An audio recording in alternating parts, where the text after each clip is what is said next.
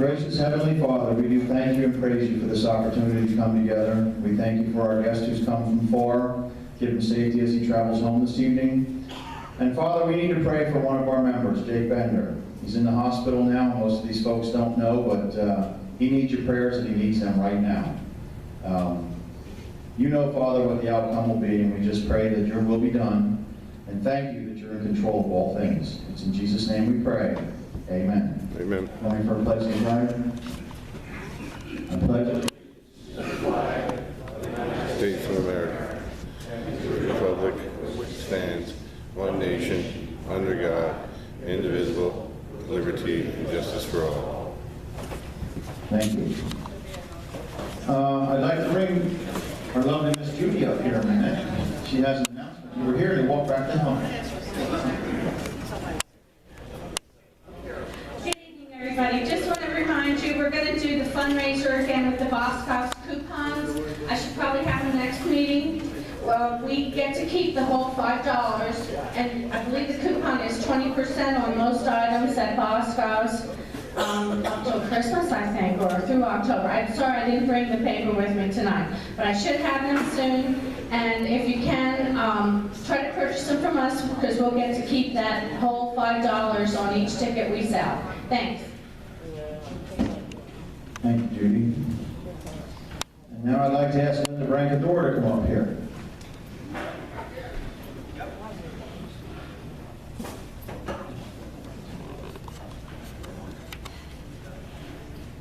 Good evening. It's a hot night and I'm glad to see all of you. It's cool in here, I think it's pretty good.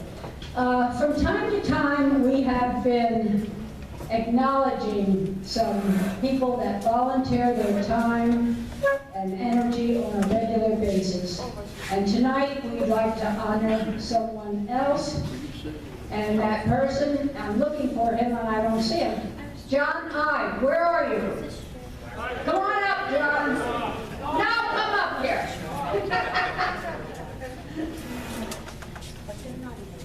John is here every meeting, and most times before 5 o'clock.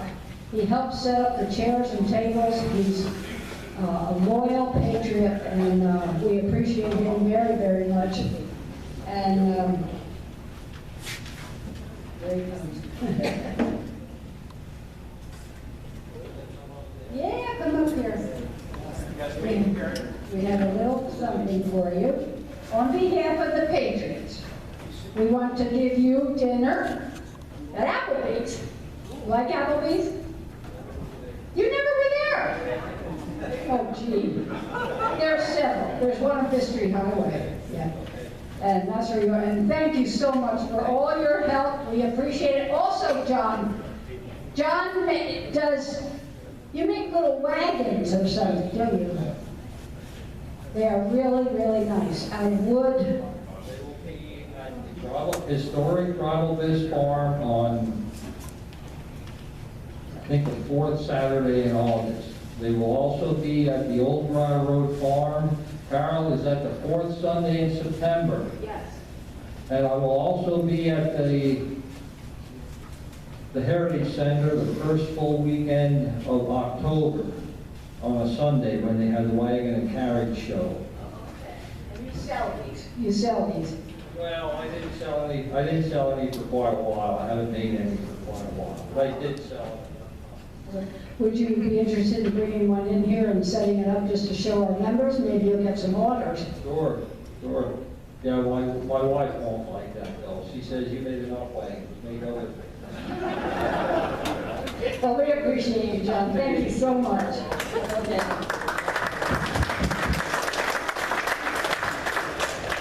Thank you, Linda.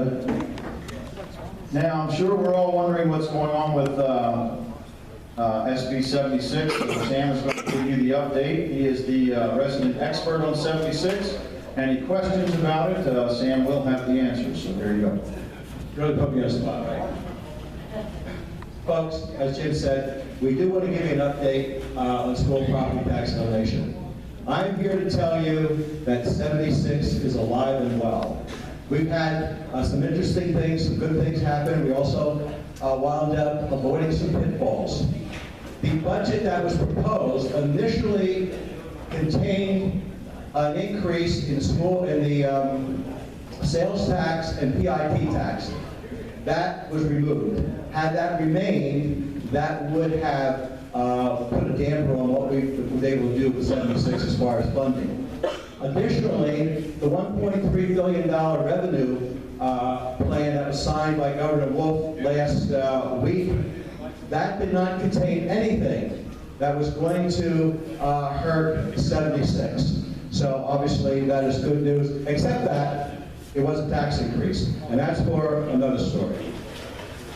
Another thing is, it appears as though Governor Wolf might be leading our way as far as elimination instead of reduction.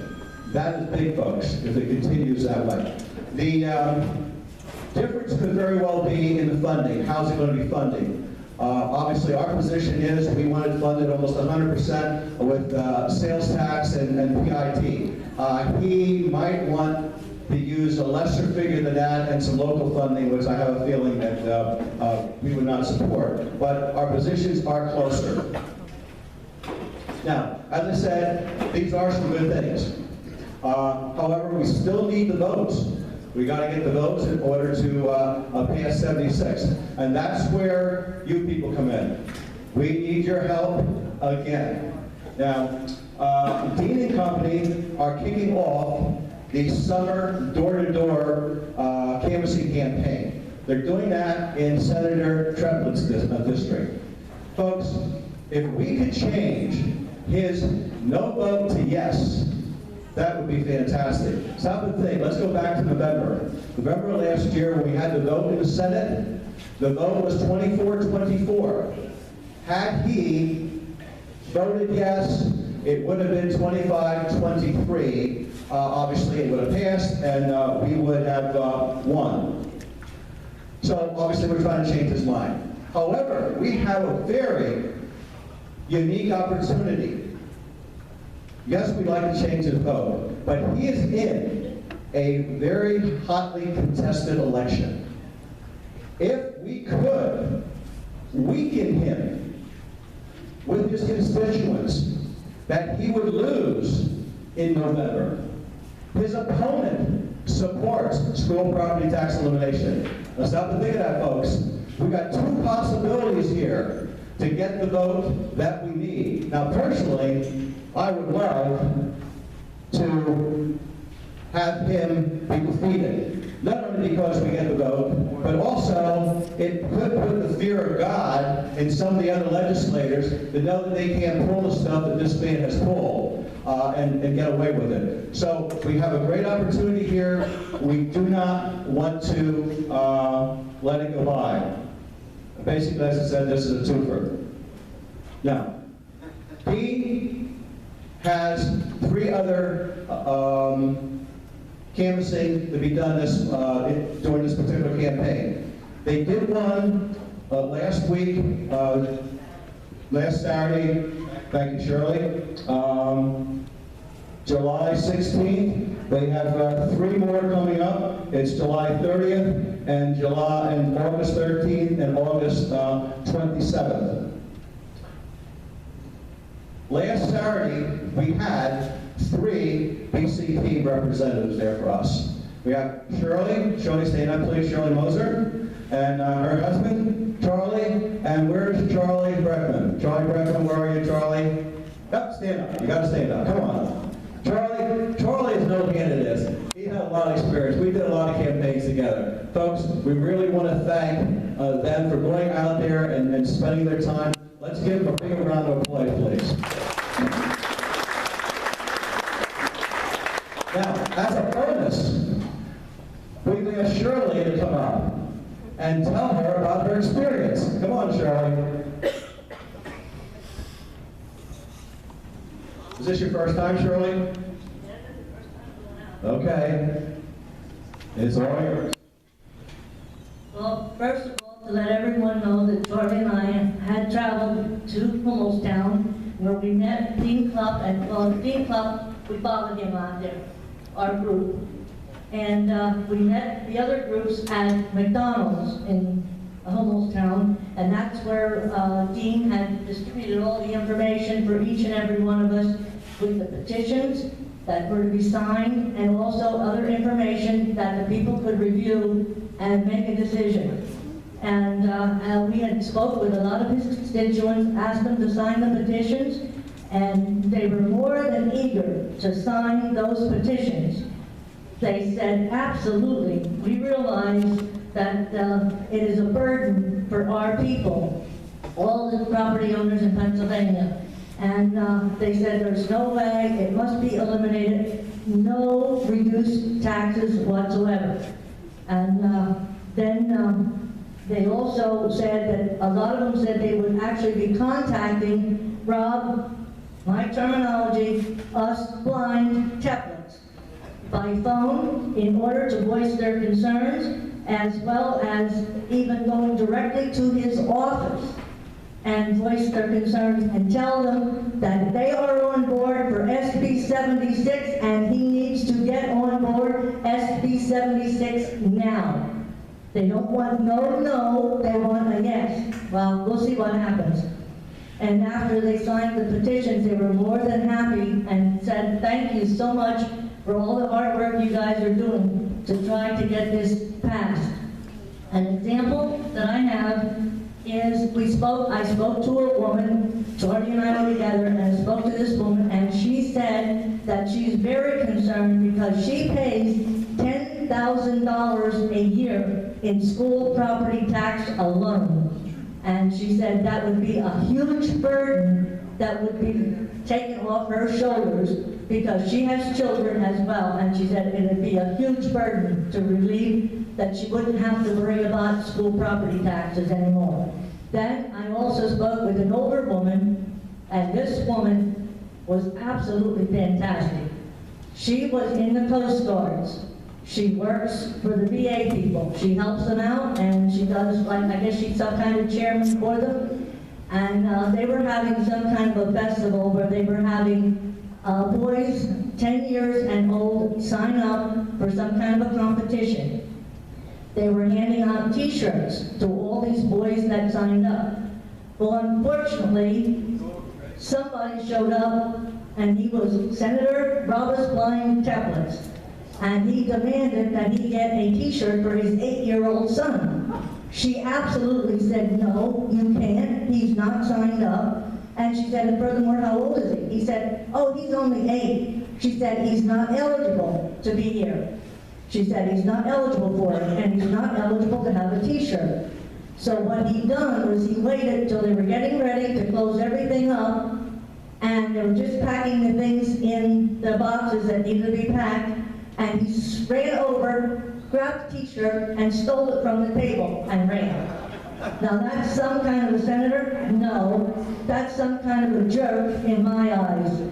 And it's sad that you gotta rely on people like that to take care of doing things properly for Pennsylvania, for the SB 76. I don't know, I hope we can get rid of them. That's our goal, in my eyes, that's our goal. Get them defeated. Thank you. Just a second, Shirley.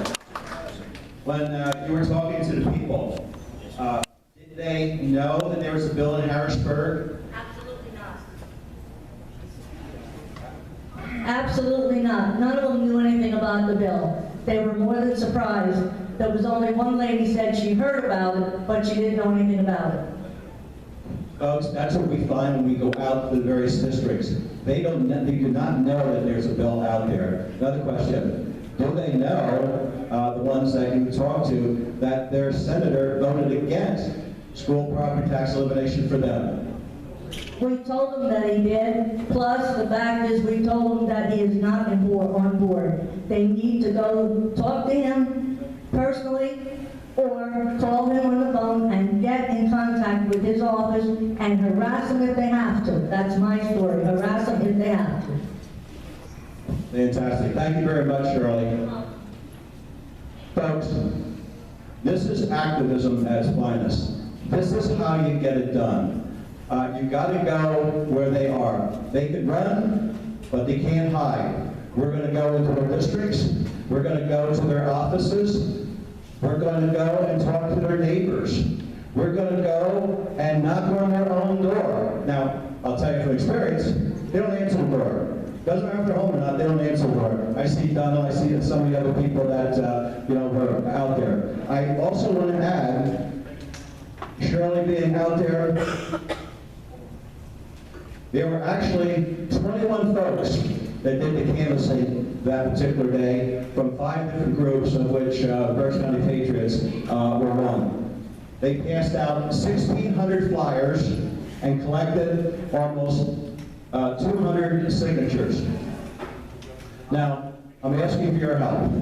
We need to have some of you sign up for at least one of these 3 Saturdays. The three Saturdays, as I mentioned, are July 30th, August 13th, and August 27th.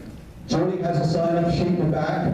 We'd appreciate it if you would, sign up for one of them, see me for any questions. Now look, don't worry about it if you don't want to walk and go door to door.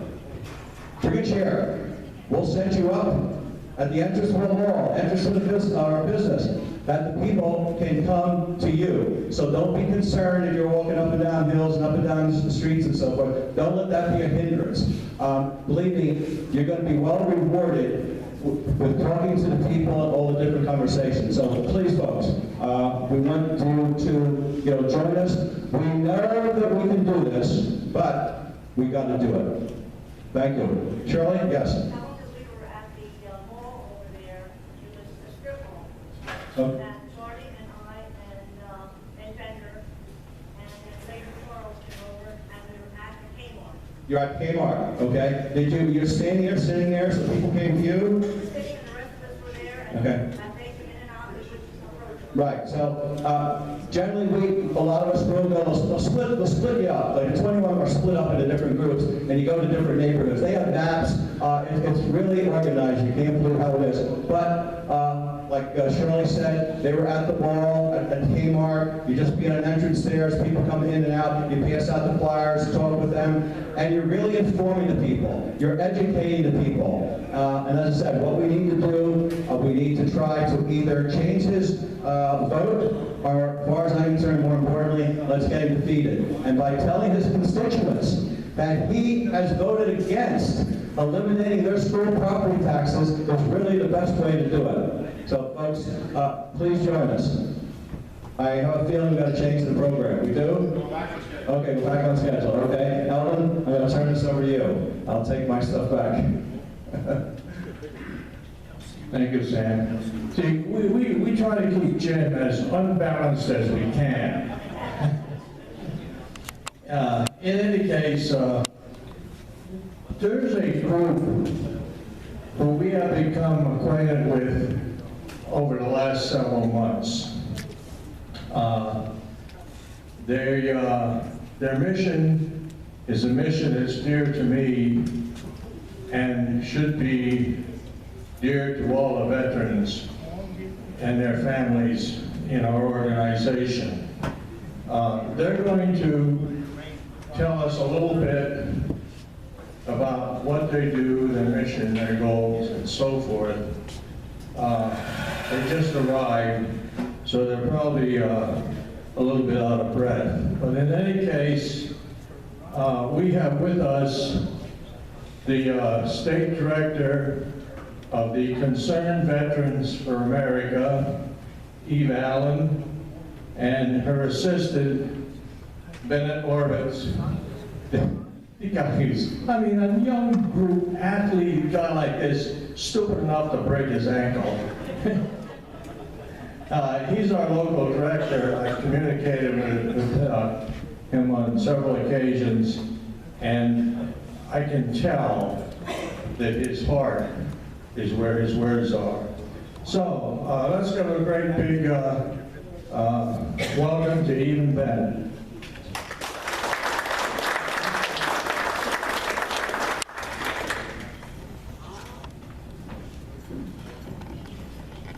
Okay, that's pretty loud now, but opportunity to come up talk with you.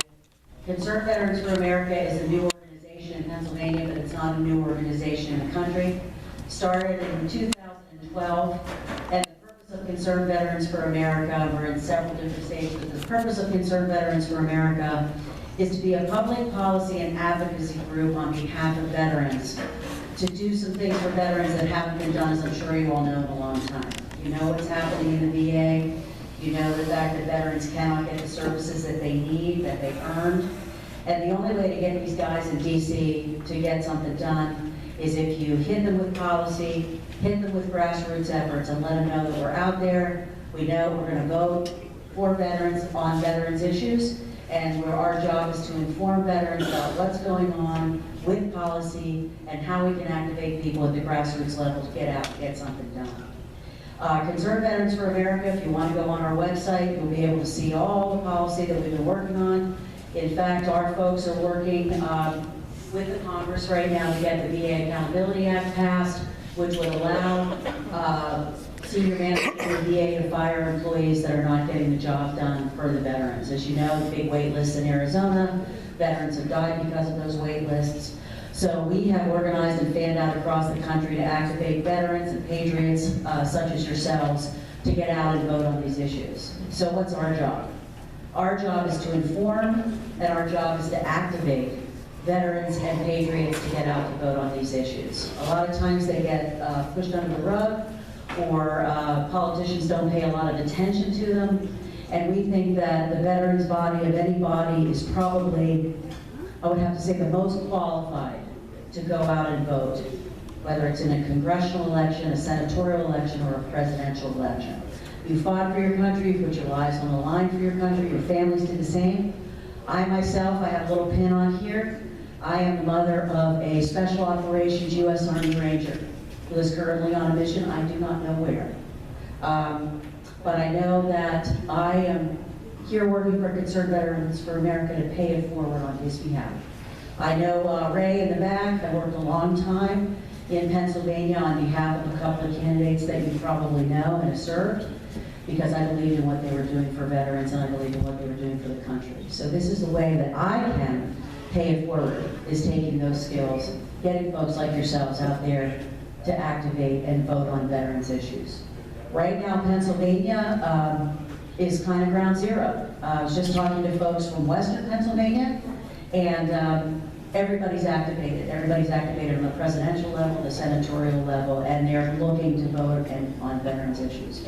So we would like you all to think about, if you want to get active on the ground, you want to use the latest technology, don't let it scare you, because I'm from the same generation you guys are, but if you want to use the latest technology to target, work with us and go out and target veterans so they know what the issues are, they know how these people are voting on the issues, and they're going to come out to vote.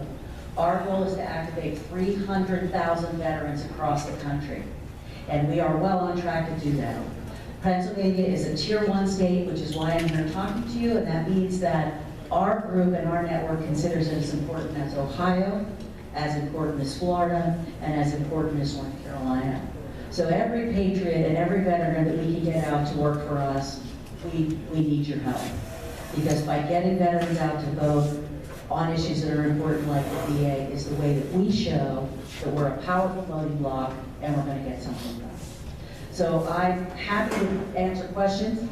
I'm happy to talk to you about our mission. I'm happy to talk to you as best I can about any issues that you might have that you have encountered with the VA. I like to hear about them because I like to be able to push them up to the top where this policy is being made and where we're leveraging this group in Congress, which we are heavily leveraging this group in Congress.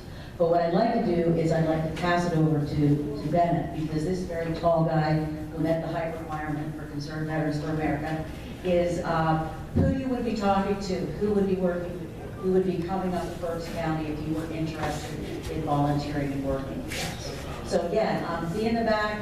I'm happy to answer any questions, and Ben will be able to tell you, well, what is it, if we did, if you weren't interested, what would we be doing? And this is what so I'm passing on. Thank you. Hello everybody, my name is Ben Lopez. I am the local director for Southeast Pennsylvania for Concerned Veterans for America. I I am an Army veteran. I deployed overseas in 2013, and I still actually serve in the Pennsylvania Army National Guard. Got a little bum foot, so training's been a little light for me recently. But I want to talk to you guys about, Eve gave a great, view of what we do overall as an organization. But we came here today because we recognize that you are a group of very loyal and, principled patriots. And you are exactly the type of folks that we work with day in and day out. And we're looking to expand that. And what we do on a daily basis is we reach out to veterans and military families, and also, in some regards, patriots just like yourselves. We call them, and we also go door to door. And when we do these calls and when we do these canvassings, our goal is to start a conversation. And through that conversation, we look to educate and basically influence voters to come out and use these issues that are so close to people like us and veterans to make sure that they're going to be active in this November's election. So the type of stuff that we ask you to do is, simply talk to veterans. What do you think about the VA?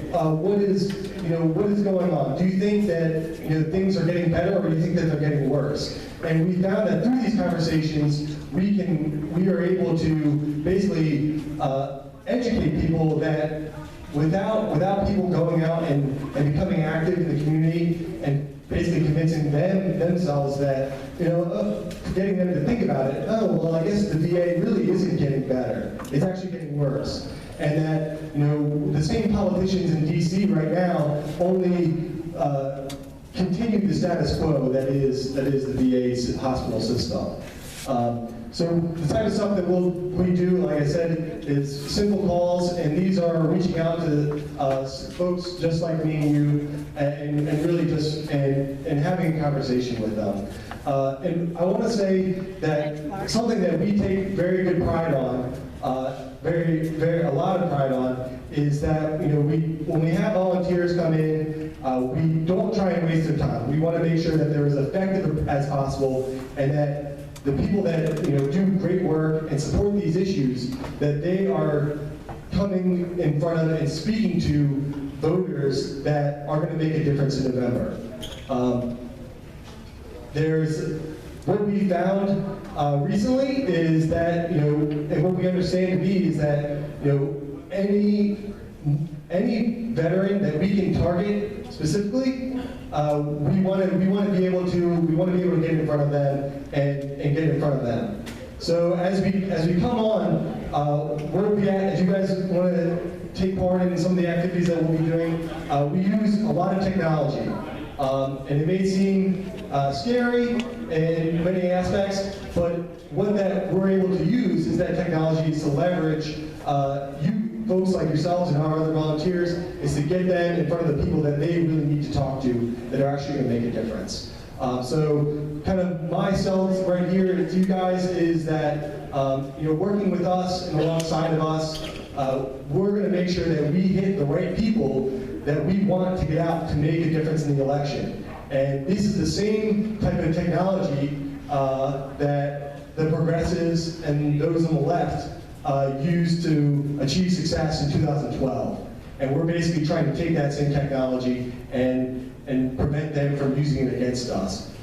So that's kind of my pitch to you guys, is that we're gonna use the best systems available to make sure that we're competing and not becoming irrelevant through some of the canvassing and the types of core activities we'll be doing. So I just want to add to that, to give you a sense of it. I know you guys have all worked with different parties, political organizations, where years ago you took a clipboard and you took sheets of paper and they threw you out in a neighborhood and they said, we'll go and canvass and try to get these people out to vote.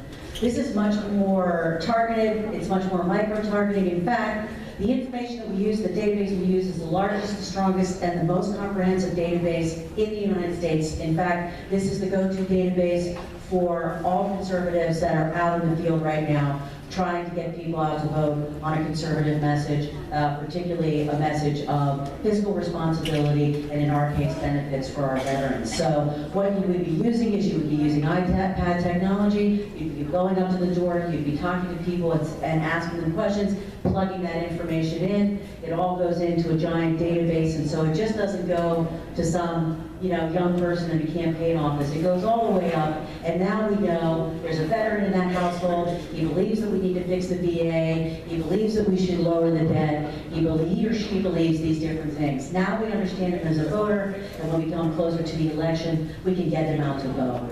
And we can get him out to vote for candidates that also believe similar things. So it's a fun thing to do. It's an interesting thing to do. If I can learn it, anybody can learn it. But why we're kind of also want to talk to you about it is because that's what we're coming up on. Right now, we're in the final days before the election that we have. We have some major races going on across the country. But one of the things I want to tell you is, in Philadelphia, on August 19th, we have what's called the Defend Freedom Tour. The Defend Freedom Tour brings in some of the most committed people, I would say, in the country. A couple of them actually spoke, I believe, at the convention recently. Karen Vaughn, our own Karen Vaughn, who is the mother of a Navy SEAL, whose plane, or I guess helicopter, was shot down when all the Navy SEALs went down. So Karen is one of our speakers there. Jason Beardsley, former Special Operations Special Forces. And they come in, if you come to that thing, it's in Philadelphia, it's actually at Ben's National Guard, and it's a free food, music, Madison Rising, Ayla Brown, a wonderful country star. You come in, you hear a lot more about CBA, you hear a lot more about the mission, and folks that are much more erudite and articulate than myself can let you know how we do things and why we're doing what we're doing. So if you do anything, if you don't ever talk to Ellen again, or you don't talk to Ben again, if you can find the time, we'll get the information to the group, to come to the Defend Freedom Tour, enjoy the evening. It's at the cool old armory down in Philly. It's music, it's food, it's fun, and it explains and gives you the visual of exactly who CBA is and what we're trying to achieve. So if anybody has any questions, we'll be happy to answer them. I don't know how much more time we have, but please come up and talk to us, and we'll be happy to let you know a little bit more about what we do. We're giving you a little bit of a hard driver here because we're getting so close, and we want as many people as we can to be involved. So thank you all very much. Just a second, does anybody have any questions? Do you have any questions? Any questions? You can also speak with them in the back. Okay? But thank you all very much for letting us come up and talk.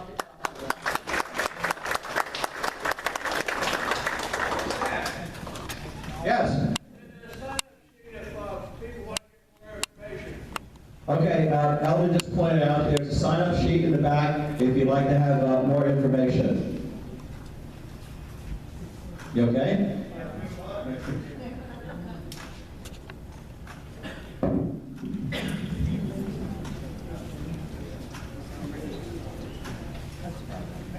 By the way, you mentioned about the helicopter being shot down. Would that have been extortion 17 by any chance? It is. Okay. We had Michael Strange and his wife here about a year ago or so, I guess it was. Andy was involved with that as well, so we're very, very familiar with that. Yeah. Great. I mean, Karen Vaughn, her son was killed in that crash, and she and her husband, Billy Vaughn, they do a lot. He authored a book talking about extortion 17 and the whole cover-up behind that. So if you guys are very interested on that subject, that reason alone is just enough reason to come down, because Karen will have you in tears. She's had me in tears, talking about the tragedy and then the mission that her son has provided her following his death. So we would love to have you guys, and that's something that we're trying to embody with everything. Their mission is also part of what we do as well. We certainly hope we get some answers. With that, we lost a lot of good men and women, and there's a lot of thoughts going around about that. Folks, before I announce our main speaker, we got a request from the GOP. The Reading Fair is coming up next month, and they're looking for volunteers. I guess the fair is open from 4 to 8. I'm sorry, from 4 to 10. You can select whatever period of time you like. If you're interested, I guess, see Judy or Linda in the back. Okay, folks, let's introduce our next speaker. Our speaker is Gary Biller, who is with the National Motorist Association, which was founded in 1982. Gary joined NMA in 2009 as executive director and took over as president when founder Jim Baxter retired in 2012. Gary graduated from Columbia University with a BS in electrical engineering and a BA in liberal arts. Liberal arts? Really, Gary? Liberal arts? Well, I guess we'll forgive him, folks. What do you think, okay? He spent about 24 years in the power generation industry. Gary was lucky enough to semi-retire fairly young and spent 7 years doing extensive volunteer work in the Madison, Wisconsin area. He decided to unretire when he saw the opportunity to switch gears again and become a motorist activist when Jim Baxter invited him to join his organization. It has been a welcome challenge, made even more so with the advent of driverless car technology and ongoing issues surrounding traffic stops and ticket and turn violent. The title of his presentation is Challenges to Our Driving Freedoms and What to Do About Them. Some of what Gary will talk about will affect our Fourth Amendment rights, particularly unwarranted searches and seizures. Gary, I gotta apologize. We have a very, very low turnout tonight for a lot of reasons. Summer months are not the greatest. Also, for those Trump supporters, they can't wait to hear him tonight. So you're bucking the trend here. But folks, I want to let you know, Gary has traveled 1,734 miles round trip to be here. 1,734 miles round trip. That was fantastic. Please, let's give him a great big round of applause. Gary.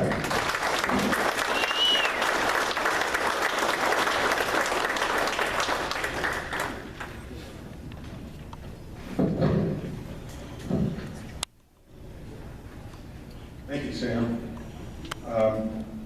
And thank you, Jim, and a very special thanks to my prayers to Jake Bender.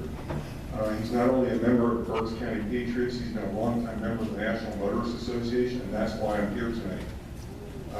And I hope he's a member of both organizations for a long time to come.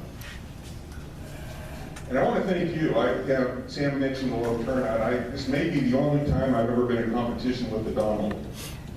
So hopefully I'll make it worth your while. I've got this teensy little remote, and I might have to improvise. We'll see if it works from a distance. If not, there we go. Sam mentioned the title, and I'm not sure I've traveled 1,734 miles, although the traffic I ran into coming from the Philadelphia airport made it seem that way. So anyway, thank you for being here tonight. We have to get off the stage. There we go.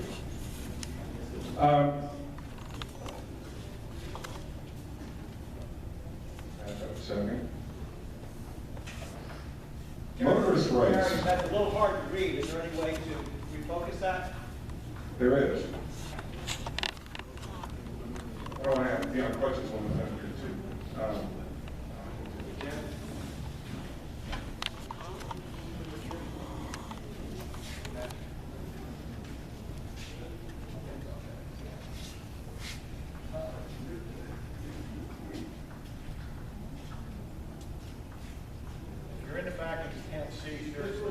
Yeah, there's plenty of room.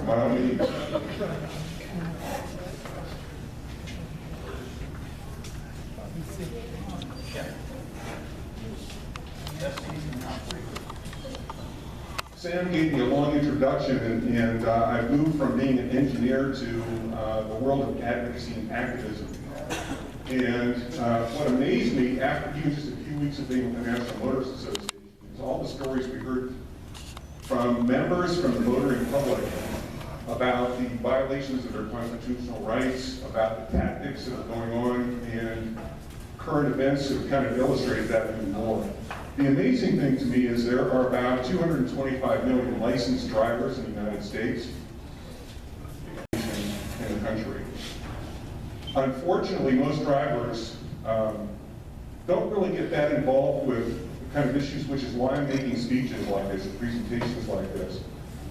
Usually you get a ticket, you really get upset and angry for a while, you pay it and move on. And I'm hoping, as we talk about some of the things tonight, you'll understand why we encourage people to not only contest those tickets, but also get involved in some other issues.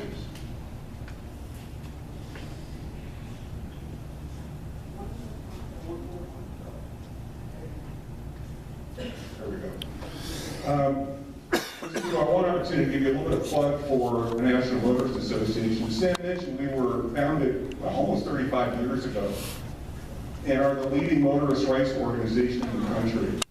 We have, it pales in comparison to 200 and some million licensed drivers. We have about 8,600 active members in all states across the country.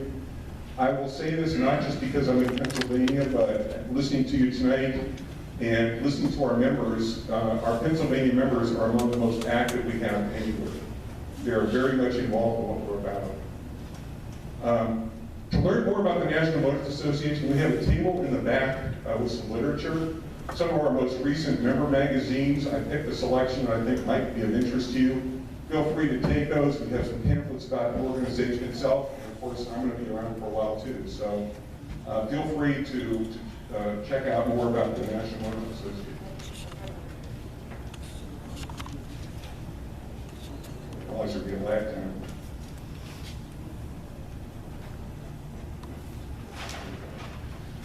In talking about the challenges that we're facing with our driving freedoms, what I'm going to cover tonight is the 6 primary areas of advocacy that we get involved with the National Motorist Association. And those are the challenges that we face daily.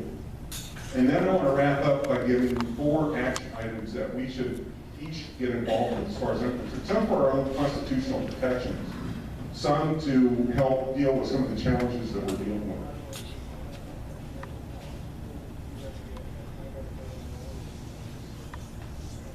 The first advocacy area, and these may seem like common sense, but believe me, the issues that we deal with daily are pretty amazing.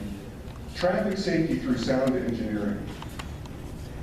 The example I've got here, and I'll tell you a little more about this graph for those that aren't able to see it. The founding issue of the National Motorist Association back in 1982 was to repeal the national maximum speed limit. If you recall, there was a 55-mile-per-hour limit by edict by the federal government at that time. It took several years, but the NMA was the leading proponent, the leading advocate to get that repealed. We still hear, particularly from the car insurance industry, studies put out every year and kind of hand-waving of, until we go back to 55 miles per hour, we're going to have death and mayhem on our highways. The reality is our fatality rates on U.S. highways are as low as they've ever been, certainly much lower than they were 20 years ago when we had the national maximum speed limit.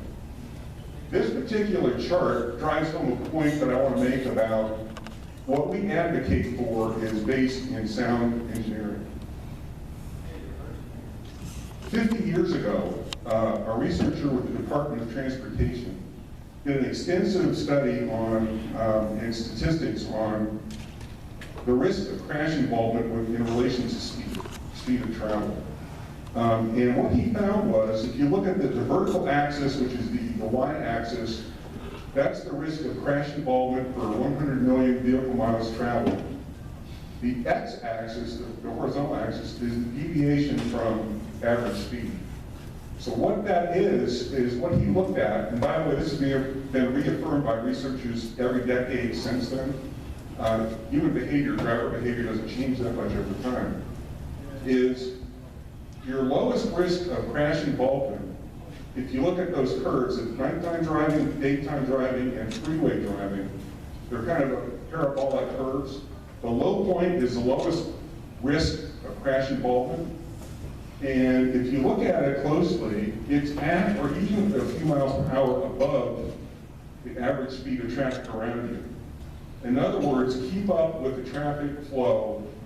And it's kind of common sense, because if you look at, actually, if you're below the average speed, which is the more tentative, kind of the more cautious drivers, the risk of those kind of drivers being involved in accidents goes up very, very sharply.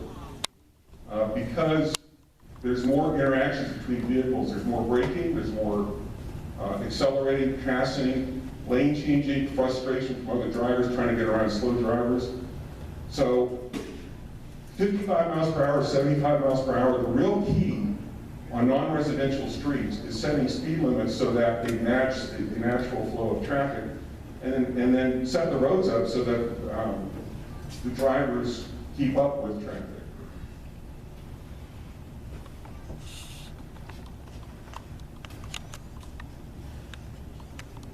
Second challenge we have is, again, the common sense. The traffic laws are fairly written and reasonably enforced. And I can't think of a time more than today that this is more important, particularly the reasonably enforced part of it. With Baton Rouge, with Dallas, with traffic stops turning into civil unrest and violence, it's more important than ever that motorists and the motoring public have respect for traffic laws. And to do that, the traffic laws need to be reasonable. And unfortunately, the traffic justice system, pretty much probably since the horse and buggy days, are kind of built around command and control tactics and gotcha tactics like speed traps, like ticket cameras. And respect is a two-way street. So it's very important for motorists to respect the law, but the law needs to respect the motorists too, and that starts with how the laws are written and how they're enforced.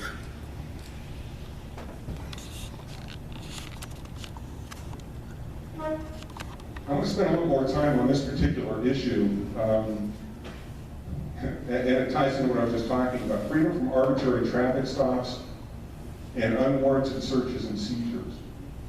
I'm going to share a couple slides with you that I don't know if it's easy to shock you or not, and I suspect that they may shock you a little bit. Before I do that, though, I want to read 54 words of powerful significance. You may well be aware of them, but every time I give a talk like this, I like to just refresh everybody's memory. And it's the Fourth Amendment to the Constitution. It's only 54 words. I think our founding fathers like run-on sentences, but beyond that, what they wrote was just incredible. The right of the people to be secure in their persons, houses, papers, and effects against unreasonable searches and seizures shall not be violated, and no warrants shall issue but upon probable cause, supported by oath or affirmation, and particularly describing the place to be searched and the persons or things to be seized. I'm not sure there's any other walk of life scenario other than motorists that this becomes kind of a daily thing. The Department of Justice, the Federal Department of Justice, has an asset forfeiture fund. Civil asset forfeiture fund. Now, these numbers are not just with motorists and traffic stops, but that is a major subset of these numbers, and it's an epidemic.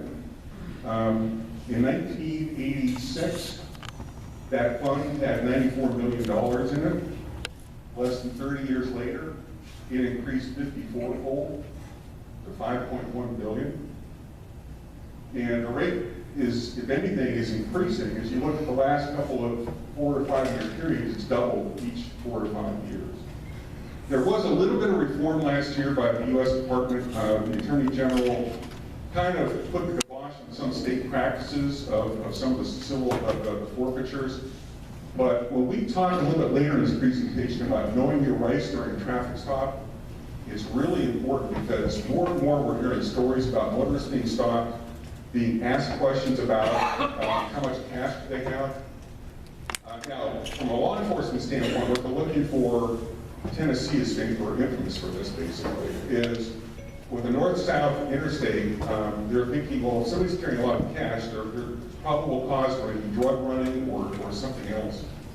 So they're starting up, they're asking, you don't have to answer questions like that. So impounding of vehicles at checkpoints, it's really, really gotten out of hand. In fact, it's gotten so out of hand that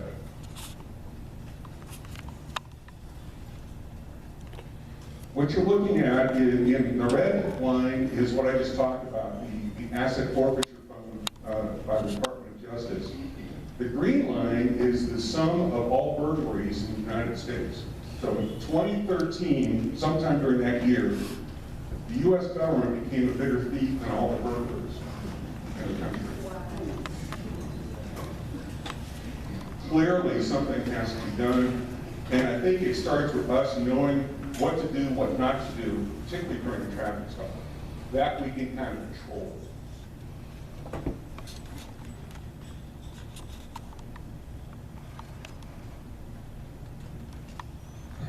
Freedom from invasive surveillance. There's a lot of things about technology I like. This kind of technology talk about challenges to our Fourth Amendment rights. I have 5 images up here, which I'll explain, but I could have put many, many more. Would have been too crowded of a slide. From ticket cameras, red light and speed cameras, which unfortunately Pennsylvania is becoming more and more familiar with. It's moving beyond just Philadelphia having cameras. To drones, which are not just for monitoring traffic, but now they're being used for enforcement and tracking of vehicles, capturing license plates and so forth. So that whole photo enforcement end, which I know Jim wants to hear more about, and I will be talking more about. The device in the middle is kind of nasty. And it's got a nasty name. It's Universal Forensic Extraction Device. And basically, you hook that up to like a cell phone, within 2 minutes you can download every piece of information on that cell phone. And a lot of us know that, I'm not this way, but your cell phone is kind of an image of your life. It's all your contacts, your friends who you talk to, your email, even your location. There's some GPS tracking that's in the phone. So when you think about traffic stops and, you know, we've got texting bans while driving and some bans talking on your phone, if you see the flashing lights behind you, obviously you don't want to make any sudden movements. And I'm not downgrading law enforcement, they're doing their job, but you don't want to tempt them. If you've got a cell phone, I kind of slide it out of sight, because we're heading into times, and we've already had some instances where, without a warrant, they've hooked up one of these, you know, they've asked the motorist, and you get stopped in a traffic stop, you get anxious, you get scared, and most people are chatting, which is not the right thing to do. And says, you know, I have nothing to hide, so sure, you hand them their phone, you know, ostensibly to say, okay, were you on your phone a few minutes ago, which is why I stopped you, so that might be a violation. But then they scoop up all this other information about you. It's nasty business, and it's as big a challenge to our Fourth Amendment rights as I can think of. In the lower right-hand corner is a vehicle black box. Now, we've had these for a long time, over 20 years, to the point where almost every car on the road today has a black box. Well, I'm jumping ahead of myself, but from a technology standpoint, we've had these for 20 years, but the law hasn't kept up with it. Only 12 out of 50 states have any laws in the books at all protecting the rights of a vehicle owner to who owns the data that the event data recorder records. Pennsylvania is not one of those 12. So after 20 years, most states have no laws protecting motorists. For essentially, you bought the car, you bought the black box, you own the data, but that's not stipulated in most states. Another piece of nasty business is in the lower left. I don't know if you can see that very well, but basically it's a sheriff's car, and on the hood is festooned with a series of cameras. And in fact, if we had shown you the whole vehicle, the hood would also have an array of cameras.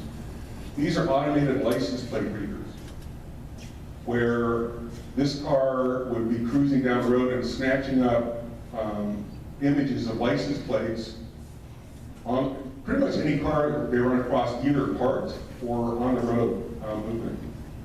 And it's not just capturing the license plate number, it's also a time and date stamp and a GPS location. Now, if this was just law enforcement, I don't really have that much of a problem with it. If they're looking for people with outstanding warrants, they upload the license plate, check it against the law enforcement database, and look for, like I say, outstanding warrants or something like that. The problem is the biggest operator of automated license plate readers is a for-profit company by the name of Vigilant Solutions.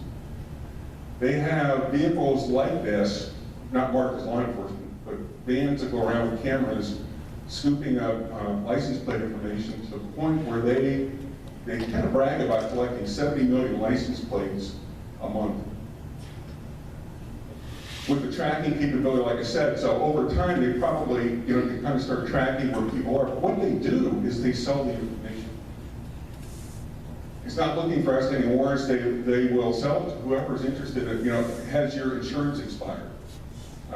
They'll sell that information to the insurance companies.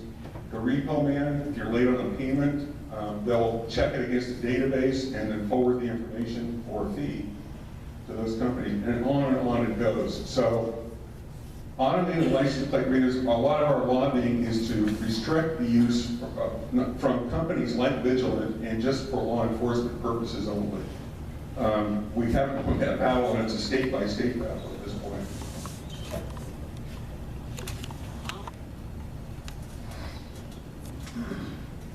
Full due process for motorists. I mentioned constitutional rights.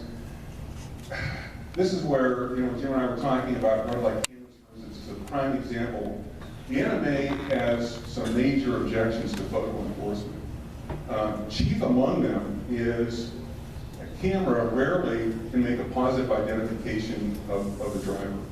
Yes, it can grab the license plate, identify the vehicle, but as far as the driver, at best, it might be kind of a sketchy image. So what happens is, a ticket is automatically mailed to the registered owner of the vehicle, whether that person was driving at the time of the alleged incident or not. So they're forcing the owner of the vehicle to show up to court, and even if they were nowhere near the incident, have to defend themselves. Cameras, well, let me put it this way, with a live officer making a traffic stop, number one, people can make judgments. So we would like to think that when an officer stops, he or she would look at the total situation, have the context of the situation. The camera can't do that. The other thing is, if you're going to challenge a ticket, you can question the officer in court. You can't question the camera. Unfortunately, most courts give what they call judicial notice to camera evidence, which basically says it's true without challenge. So we have a number of reasons, like I say, that we're against cameras, but they are the epitome of guilty until proven innocent. Other than speed limit reform, we probably spend most of our time at NMA on photo enforcement issues and cameras. The good news is the red light cameras have been declining, the use of cameras have been declining drastically over the last few years. Like I said, they're being introduced a little more actively in Pennsylvania because there's a profit factor involved with them.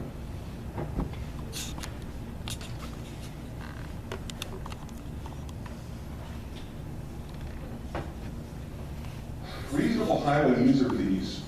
Four pillars of revenue collection from motorists are all kinds of different fees and surcharges, fines, gas tax or other taxes for that matter, and tolls.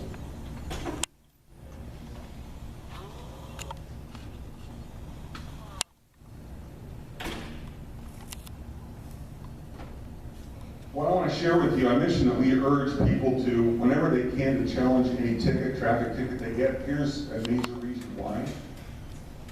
A moving violation ticket in California, by the way, all states do this, not as bad as California, but they will put all kinds of overhead charges on a basic fine.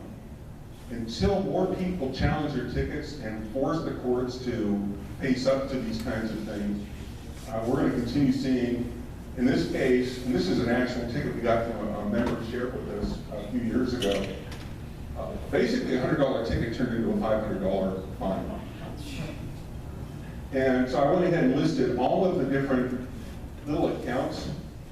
And I'm not saying some of these programs aren't worthwhile, but you read through them. City Traffic Fund, Courthouse Facilities Construction Fund, DNA ID Fund, State Conviction Fees. My favorite might be State Criminal Surcharge Fund. These are all criminal surcharges as far as I'm concerned. Auto fingerprint ID, state night court. They all add up. In this particular case, 200% range, which is still outrageous. But some of these, I ask you to, what do they have anything to do with? Okay, if you broke the law or had a traffic violation, you pay the price. What do some of these have to do with that at all? Until we stand up and challenge these kind of things in court, and like I say, make the court respond to these kinds of things, most drivers, it's so easy, and they make it easy, just mail in the fine, go on your merry way. I hope, if you take nothing else away from this talk tonight, if you do get a ticket, I hope you don't, that at least you show up in court and challenge the ticket. We have some tools, and I'll talk about those that will help you with that.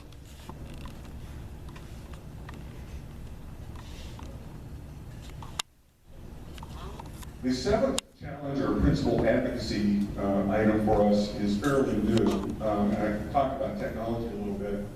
We're facing a very interesting time with connected cars, wirelessly connected cars that communicate with each other, and with self-driving cars. And if you follow the news, you've probably heard some of the stories about Tesla and their autopilot and accidents, including one fatality recently. There are a lot of issues. And I will say this again, there's some of the technology is rather exciting from a safety feature standpoint. But our main concern is there's not a real good definition, the Tesla autopilot has shown that, of when does the driver know to take over from the computer? And looking around the room, and even if we had 16-year-olds just getting their learner's permit, I'd say the same thing. Over our lifetime as drivers, remaining lifetime as drivers, we're going to see a mixture of human-driven cars, computer-driven cars, and kind of a hybrid of semi-computer-driven, half human, half computer. And that's going to create all kinds of legal complexities of who's responsible, who's liable. And you know, big money's behind the auto manufacturers who are putting out, like Tesla, putting out these systems without fully educating the drivers on when are you responsible for taking over for the computer. So a lot of our efforts at the National Motorist Association going forward are going to be, so that we don't turn into kind of the black box thing where, 20 years from now, very few states have any laws that protect drivers against these kinds of things. I'm just curious, have you been keeping up with driverless cars, or with your general thought of having a car drive for you? My own personal one is this kind of hybrid situation. I would rather be in full control freak anyway, but rather than sitting at the ready, I think I'd get more nervous saying, okay, if I take over now, sitting behind the wheel kind of just, anyway, it's got a long way to go. And we're in jeopardy in the meantime.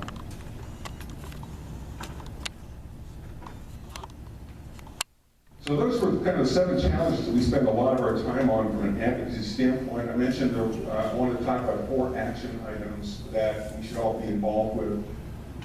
I touched on this before. We must know our rights as motorists. Because we're an advocacy organization for all of the motoring public, we have some helpful guides on our site. These are free. I urge you to check them out. Our website is motorists.org. And in fact, if you can't remember the URL, it's motorist.org/helpful guides from the NMA. If you go to our homepage at motorist.org and click on resources, you'll find these. Traffic stop do's and don'ts. A lot of people ask us, do we make a little wallet card with a couple of bullet items on do's and don'ts? The reason I don't like doing that is, as I talked about a little bit before, in the heat of the moment during a traffic stop, pulling out a wallet card, if you don't know what your rights are, you're not going to be able to protect yourself well. It's know what to say, know what not to say, and what to do and what not to do. And you've got to know your rights during a stop. How to fight a traffic ticket for the reasons I mentioned. Protecting your rights during a DUI, DWI stop. There's some special circumstances beyond a traffic stop there. And how to deal with roadblocks, checkpoints. The state of Georgia just still amazes me. I called their Highway State Patrol can verify this, run 80,000 roadblocks a year across the state. That's almost unfathomable. What all they're searching for is beyond me, but it does give them opportunities to manufacture probable cause, and that's a major concern. Plus, it's a major inconvenience too. So make use of our website and the free information there. There's plenty of it.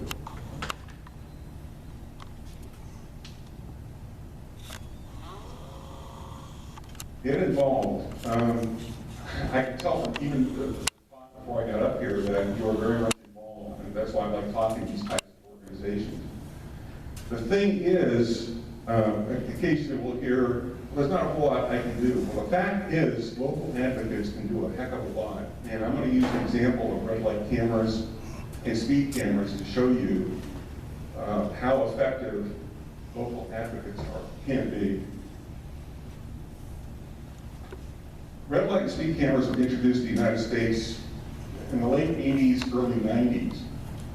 Over the last 25 years, the citizens of 38 communities across the country got together and forced a vote, an up or down vote on will their community still have the camera programs or not. 90% of those communities voted the cameras out. That kind of tells you something. The table I've got there are some of the more recent votes, and you can see the margins aren't that close. The thing is, the resistance against these efforts to get a referendum where people can vote whether or not they're subject to the cameras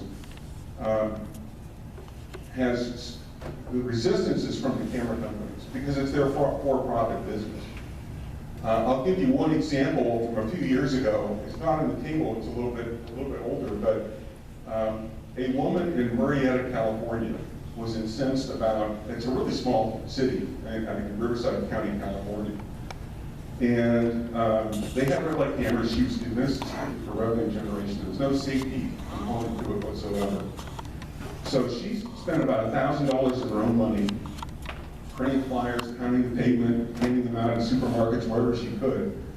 We heard about it at the NMA, and to help out, well, we also heard that she was facing legal challenge. She was being sued by the camera companies, by the city, that and she just wouldn't bend. She kept going, and she got the measure on the ballot, and the National Motorist Association lent her some help by putting some ads in the local newspaper on election eve, touting her efforts and what was at stake. And even though between our ads and what she did on her own, we were outspent 50 to 1, because we did a public records request to see what the camera company spent on just Marietta, California. Marietta voted out the cameras 57% to 43%. So individuals can make something happen, groups can make something happen, and until we stand up for things like that, we're going to continue to see more camera programs. In fact, I mentioned our Pennsylvania members are one of the most active we have in any of the states. This is a prime issue for them because the cameras seem to be growing influence here in Pennsylvania.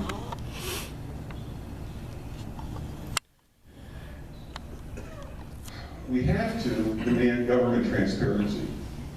And we have one of the most powerful tools for advocates, and that is the public records request or the Freedom of Information Act request at our disposal. We just don't use it enough. And I mentioned helpful guides. We have another one on our site. It's also free. It's an 11-page guide on how to write and issue an effective public records request. We use this all the time. Take a look at it. If you want to find out why does a stop sign at a certain location, why do they put a ticket camera at an intersection that has the highest volume but not the worst accident rate? That happens a lot. And I think the answer is kind of obvious because they can generate more tickets that way. Why is the speed limit set at a certain level? What traffic study was done to support that? And it goes beyond traffic issues, but make the government, local, state, federal, doesn't matter, make them open kind of their books and show you what's going on, how they're making decisions. So if you go to motorist.org/FOIA, FOIA-guide, you'll be able to download this guide, and it gives you state-by-state references on how to cite each state's public records law, and also some sample language to use to effectively get what you're looking for, basically.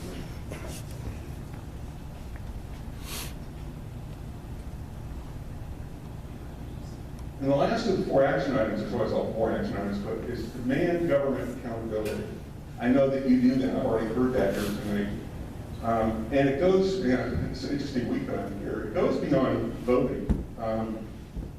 We have to engage our representatives, and again, at all levels, local, state, and federal.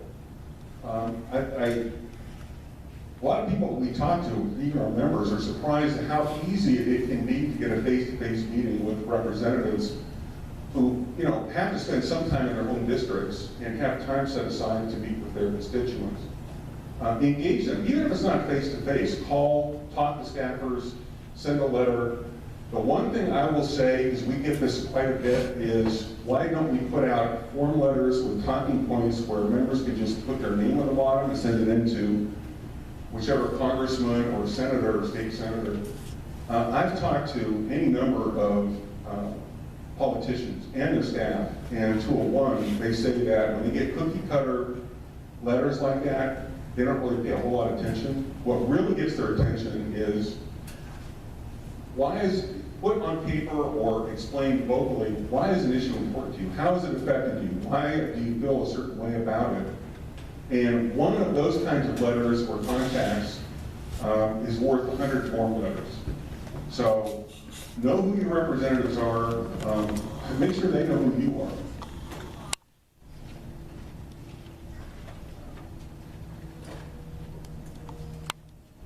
So in summary, know your rights as a motorist, very important, isn't it, for individuals. Get involved, demand government transparency, demand government accountability. That's pretty much what I wanted to cover this evening. I know we have time set aside for Q&A. I'd be happy to answer any questions about any of the motorist issues. Yes, sir. I've got a question on safety. So, this government motorcycle has cars and motorcycles driving on the lights. Do they realize that during World War II, trucks, jeeps, tanks, whatever, drove with the lights on, as part of camouflage? Because it made it very difficult for an artillery spotter to tell the distance or speed of the vehicle. With the lights on? With the lights on. If you look today at a car coming at you, you can't know how far away it is, how fast it's going. You can't even tell the color. And yet, they say that's for safety. Yeah, daytime running lights was a federal standard for a while for car manufacturers. We've been against for that reason. People kind of get anesthetized, and with motorcycles particularly. You do not see motorcycles. You don't see them. I mean, it's hard not to see them anyway. We should always look twice to make sure, but with daytime running lights or headlights, in fact, driving up here, I went through a number of work zones that weren't active, but it was, it's a state law to turn on your headlights as you're going through a work zone. I think it's counterproductive. Well, who did the study, or how did they come up with that for safety? In other words, like you said, that's the law in the construction zone. I honestly don't know. Any other questions, folks? Yep. Bruce? You mentioned we have rights as motorists when we stop.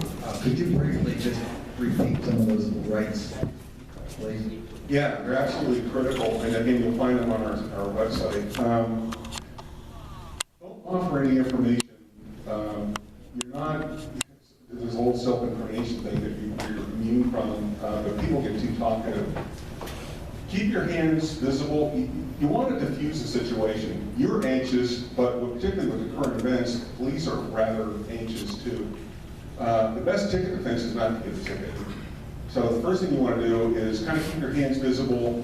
As I mentioned, if you've got a cell phone, before you put your hands on the wheel when the officer's approaching your vehicle, don't leave anything out in the open that, might cause additional questions. But if the officer, the typical question is, do you know why I stopped you? No. Can you tell me why you stopped me?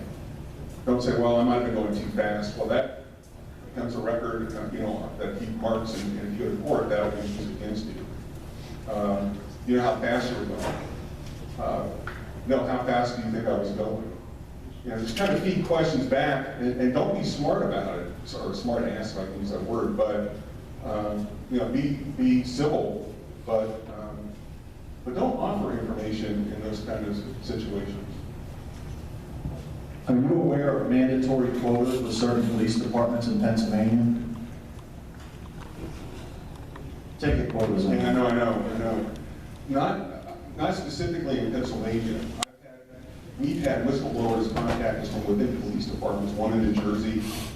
Haven't heard specifically about Pennsylvania, but when I was contacted by that fellow, that officer in New Jersey, he said it was demoralizing for the entire department. They were being harassed if you don't have this many tickets issued.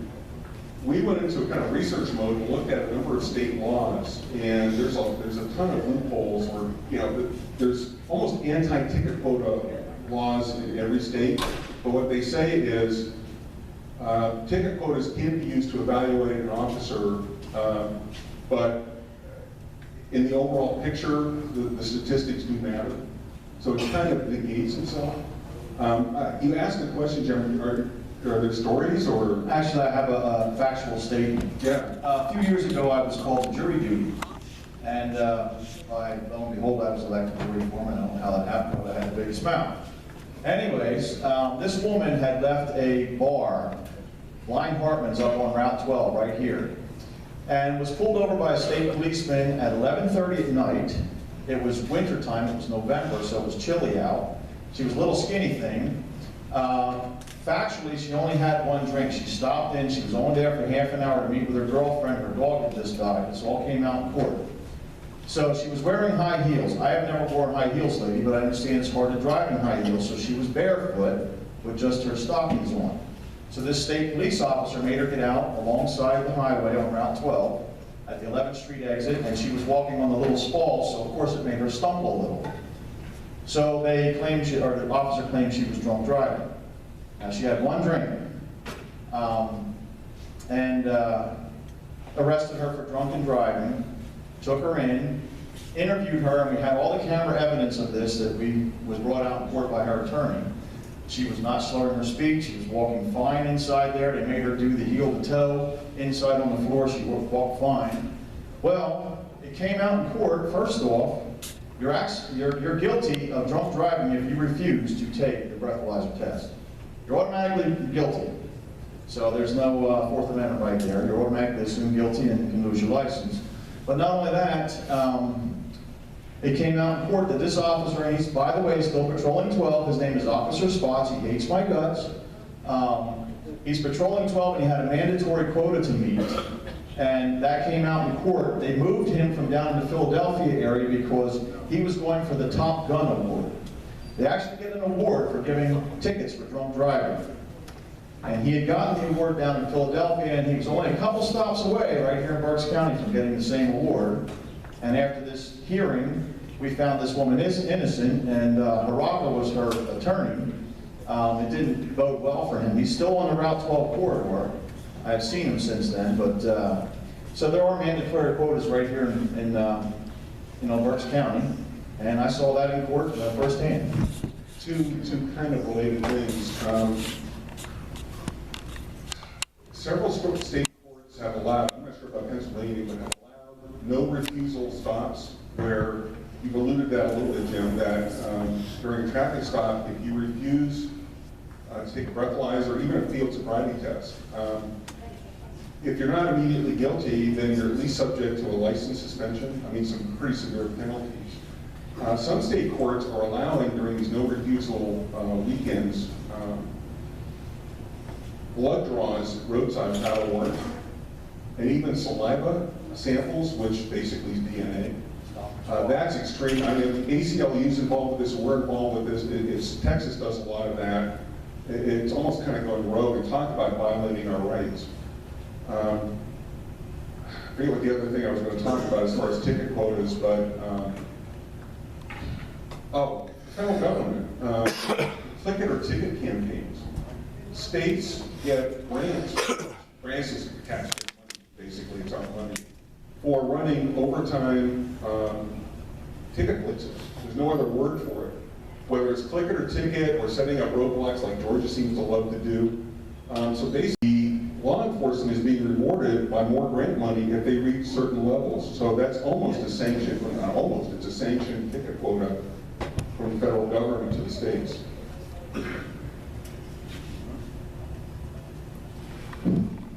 I've heard about the breathalyzer test and the blood test, but could you go into more detail on both those and also the road, you said a roadside and breath test?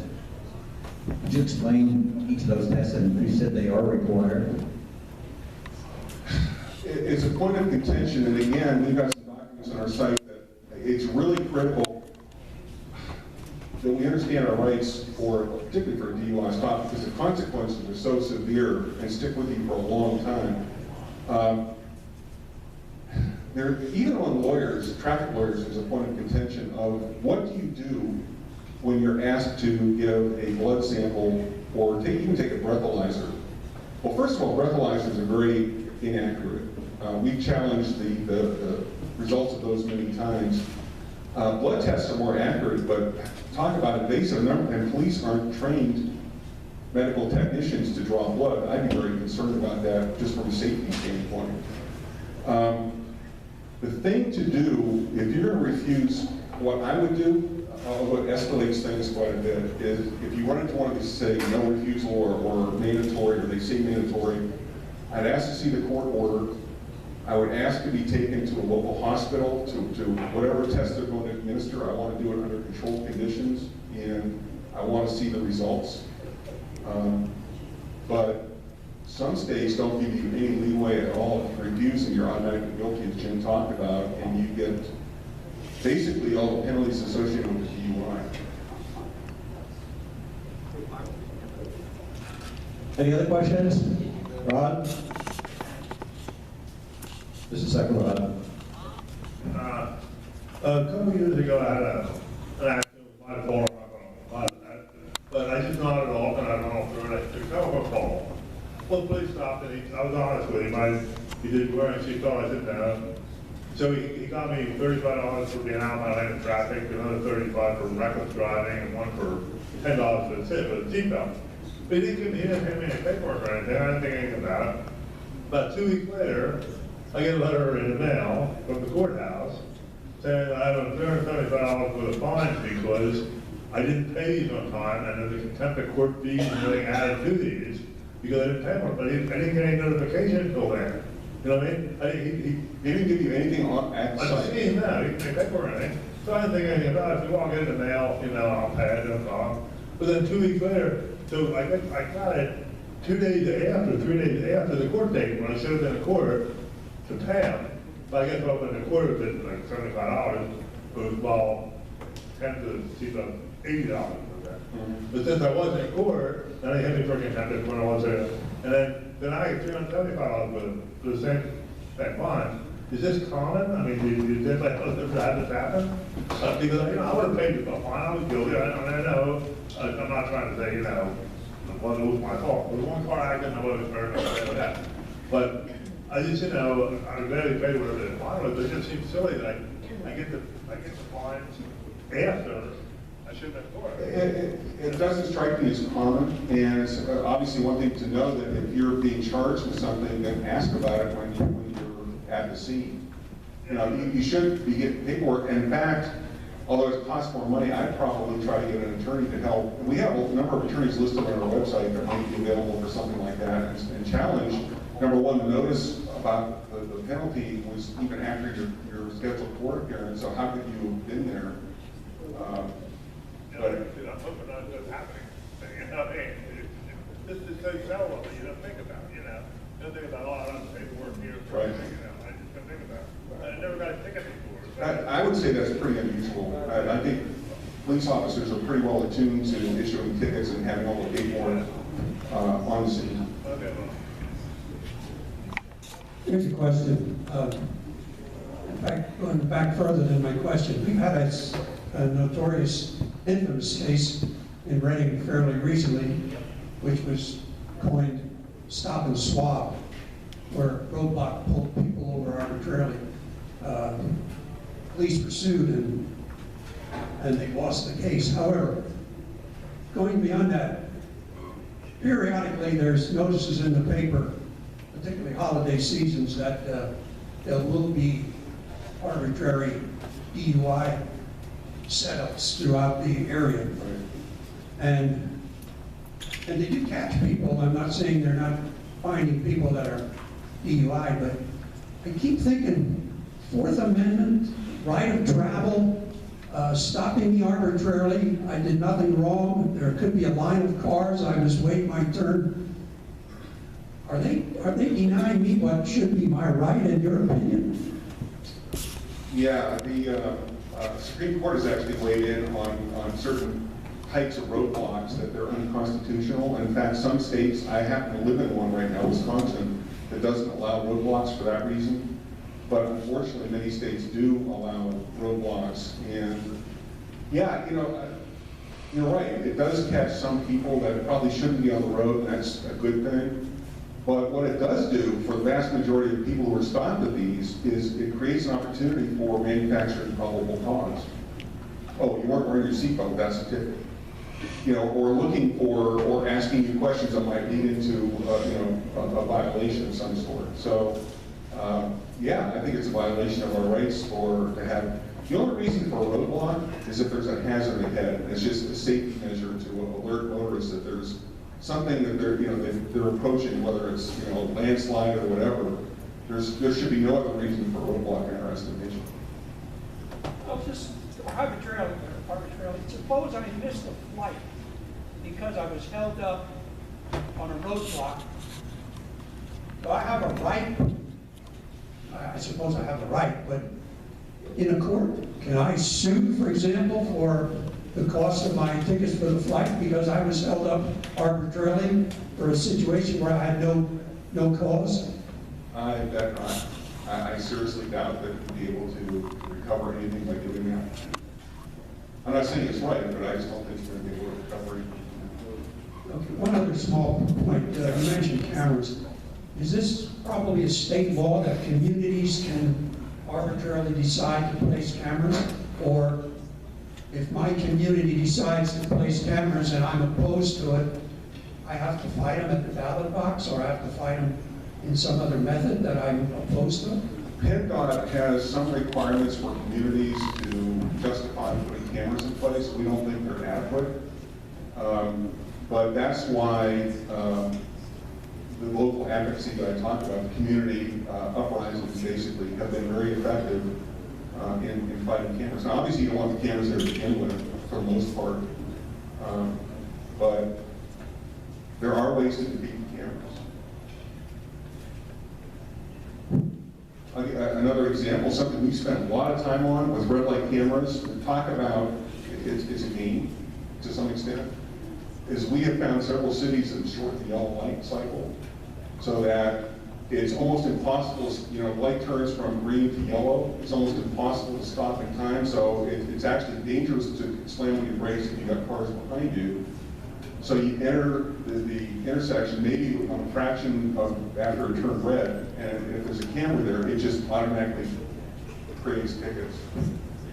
You add half a second to the yellow light time, it cuts one city in California, actually several cities, it cut red light violations by 90%. Drivers aren't kamikaze. They're not trying to just, putting their safety, everybody's safety by rushing through red lights. Broadside accidents that we see that are so horrendous are usually an impaired driver, a distracted driver, and it's usually 2 or 3 seconds after the light turned red, when the cross traffic's already, just starting to enter. It's not these fractional things that make great tickets, but really don't do anything for safety. I'm careful, you're going to get me on my soapbox here about that. One more question. You mentioned cameras. There are 2 types of cameras, of course, the red light cameras and the cameras on the policemen. I'm not sure, maybe somebody in the audience knows about the cameras that the policemen wear on their person, but to me, that could be helpful if you're stopped by an officer. It might be helpful to have a camera that it was recorded. And also, one question, do those cameras record sound and video, or is it just video? Well, I believe it's sound and video, and actually, that's a point I skipped over that I wanted to cover when talking about basic constitutional rights. One of those basic rights in our justice system is the right to discovery. If you're charged with something, you should be able to ask the prosecution what evidence they have against you. In a traffic stop, that discovery would be what notes did the officer take during the course of making a traffic stop? What did he observe? There might be something there that might help with your defense. The other thing, though, is the dash cam video or the body camera that we were just talking about. Unfortunately, many states don't think that traffic violations rise to the level of a misdemeanor where you have the right to discovery.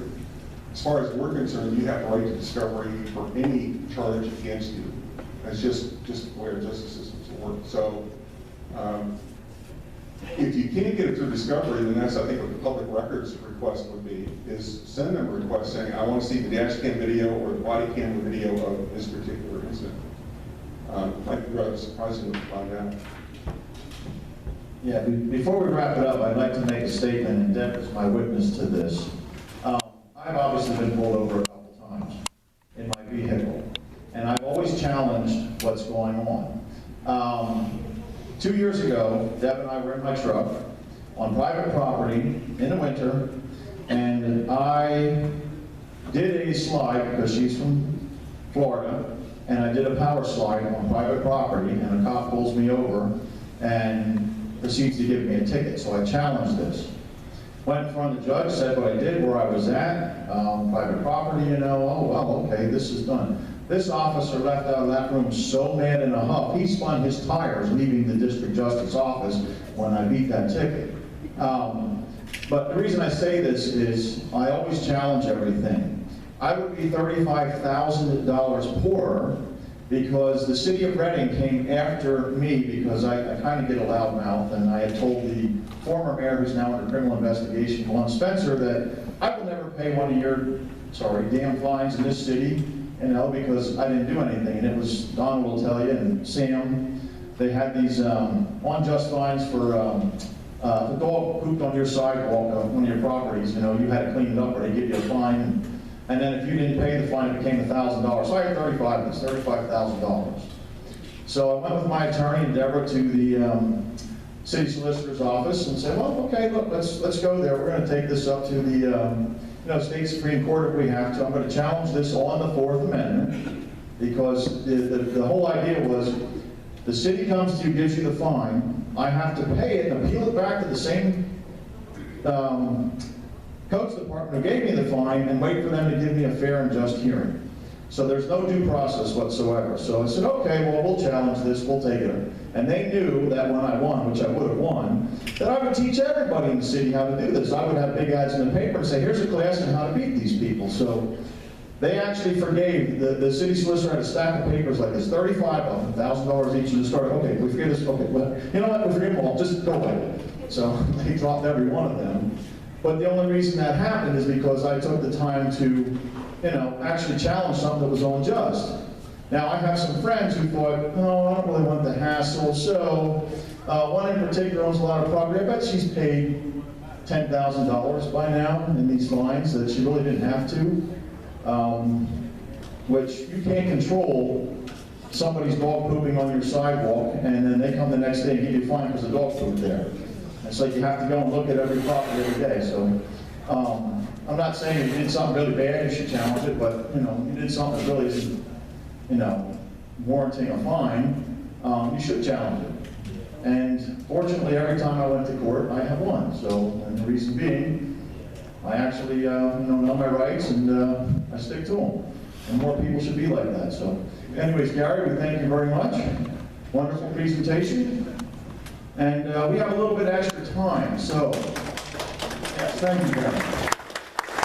Gary's going to be in the back if you have any questions. before or anything, I do suggest we all sign up. I will be joining your group, so stick around, please. And we're getting done a little early, and a lot of people aren't here because of what's going on tonight with the RNC and convention and Trump and everything, you know, and vacation time. Plus, it's ungodly hot out there, so maybe people are just staying in their air conditioning. If you remember last month, it was pretty warm in here. It's hit and miss in here whether the air conditioning is going to work. So maybe they thought it's going to be too hot there, so I'll stay home today. But so we got a low turnout today. But what I'm asking you is, we seriously need help. We ask this all the time. Okay?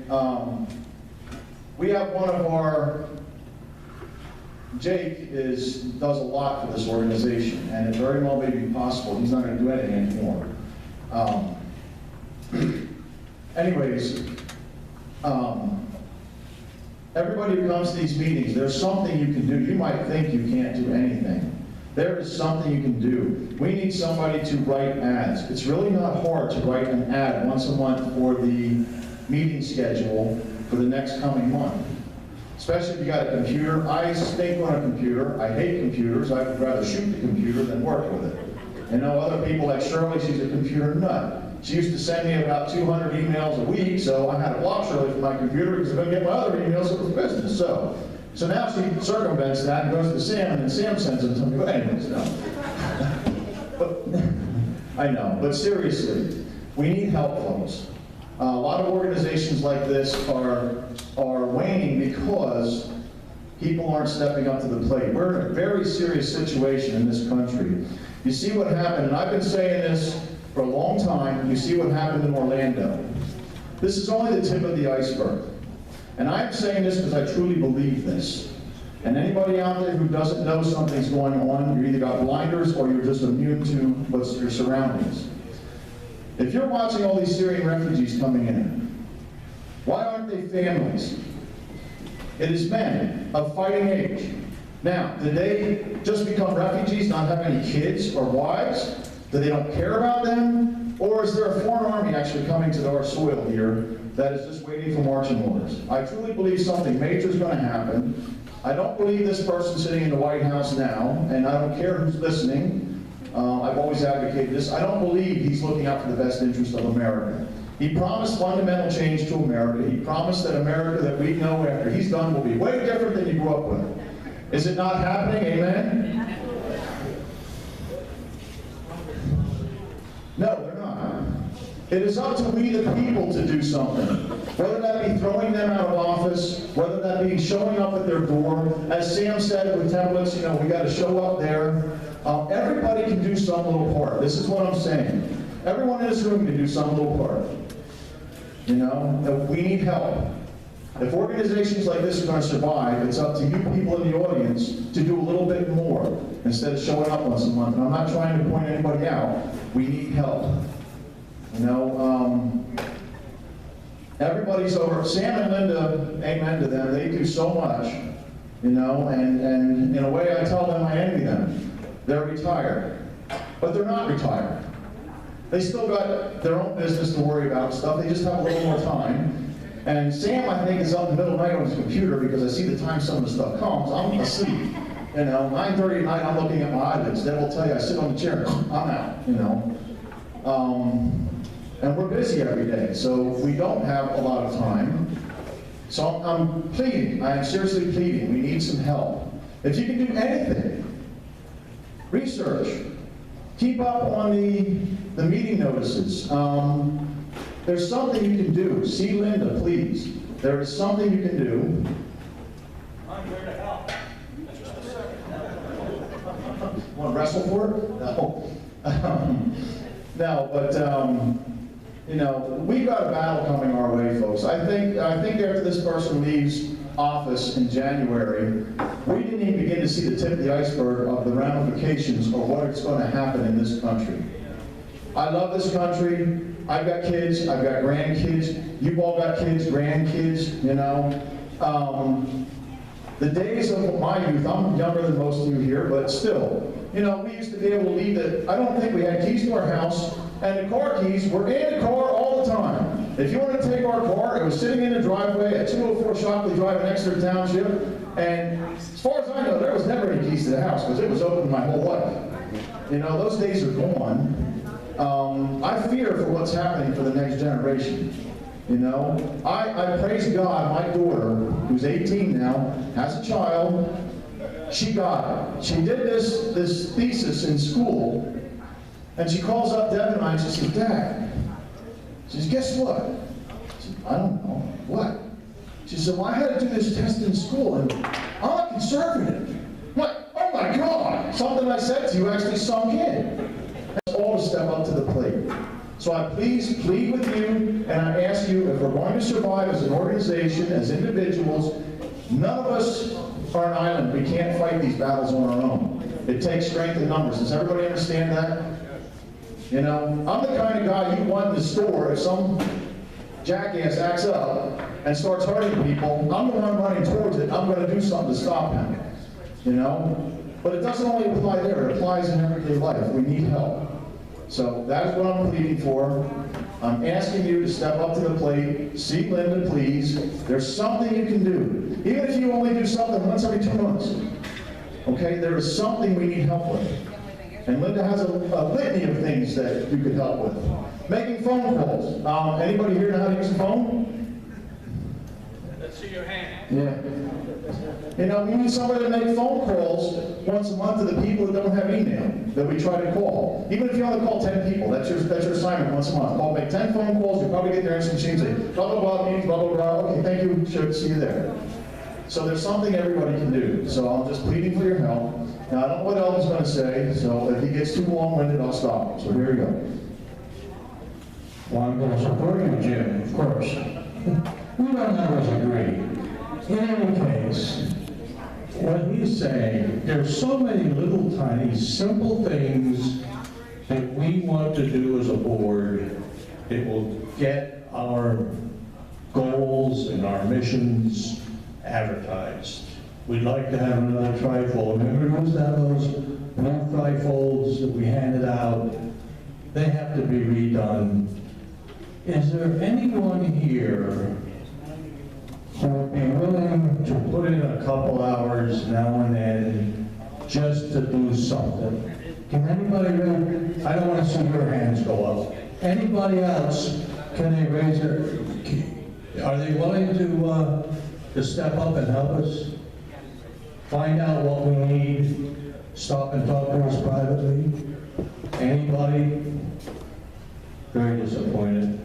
But in any case, if you have a change of heart, you know, I say this almost every month, and I'm sincere, because you've heard this gentleman and others, there's nothing like foot soldiers on the street that influence politicians' votes, even more than money.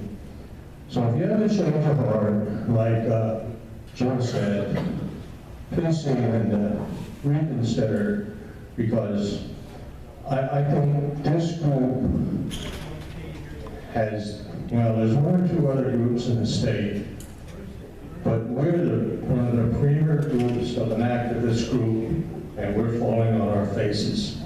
So I support you, Jim. Thank you, Eldon. Rod has something to say, and I promise we're not going to do no minutes now. We always pick on Rod. This group is making every effort to end Miller minutes, and I support their effort. The word was activists, you heard it. The words you heard, elected officials. I'm in that segment of this organization that's focused on activism. And let me tell you what's going on.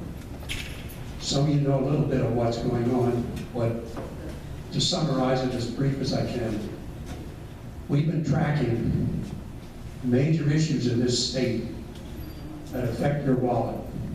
Property tax, pensions, right to work. You don't think right to work affects you? Your graduates that are coming out of your state-sponsored colleges and need a professional job, or they need a construction job, they're going where the jobs are. They're going to the right to work states. Pennsylvania's at the bottom 10. Paycheck protection. Your unions are taking over your government, your public employee unions. Your deduction of your union dues coming out of teachers and other public employees is coming out through your government entities, your school boards, your boroughs. They're taking out of their paycheck. I'm paying that salary of the person that's doing that. I want that responsibility to be with the union. That's just examples. But my point is, we're tracking all of these politicians across the state. We got all the issues horizontally and all the politicians vertically. And we're looking at who is sponsoring legislation that we support, who is voting for it if it hits the floor, and who are the people that are doing nothing. Pennsylvania, I did a survey in 2008.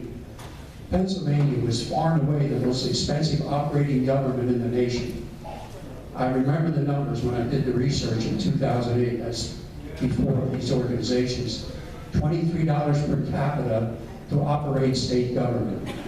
That's your satellite offices, your staff, your below the staff, your salaries, your per diem, your pensions. $23 per capita. The second most expensive state in the nation was New York. $10.82 per capita. That's how we bloated our government. Our state is 49th and 50th in businesses coming to the state or businesses leaving the state. We're at the bottom. And what's left, for those of you folks that are senior citizens, remember what's left. You're going to pay your school taxes till you're long gone if something doesn't happen. We can't afford the government we get. In fact, we're lucky we're not getting all the government we're paying for. It's bad enough. Be that as it may, we're trying to change this state. And we have meetings scheduled from prominent people in Harrisburg. And I'll be keying those meetings. But if we're going to try to change this in this state, we have to turn this around. We're the second oldest state in the nation. Second only in Florida. And people go there to retire. So you can see where we're going. We have a major state problem. And it's both parties. It's not just one party or the other. They're in this together. But I got a survey, and we have it published. We took the ones that retired in 2001. We put them across the sheet, how old they were, when they were born, how old they were when they retired, we kicked them out, and how much money they get the rest of their lives. And just the ones we did from 2001, 54 House members, 26 senators. It's $100 million of my money paying these politicians for the rest of their life, plus Medicare and everything else. Now, again, I'll remind you, Article 2, Section 8 of the Pennsylvania Constitution. A elected official is entitled to salary and mileage and no other compensation whatever. They're stealing from us, folks. And if you folks don't get active, they're going to keep stealing. We got to put a stop to it, and I'm the guy's going to try to do it. I intend to go around the state to organizations like this and give a lecture when I get it finished. We have a few others working on it, and hopefully I can make some kind of a change. Thank you. Before I get into the microphone, I want to give you guys an update on something. This is how famous we've become in Pennsylvania. Have you been paying attention to Turkey and what went on there with the coup attempt? Do you know where that was orchestrated from? Berks, Pennsylvania. You remember Dave Hoffmaster used to be our cameraman and one who died of a heart attack? Dave and I were up there a few years ago, and we were outside this place. It is a compound. It is huge. You can't get on it because you're immediately surrounded by Muslims. I don't know what's called Muslims. Well, you go up there, they have cameras everywhere, even in the woods. They know you're there. And the state police have been there, the sheriffs have been there. Technically what they're doing is not illegal. It's a hunting club with automatic weapons.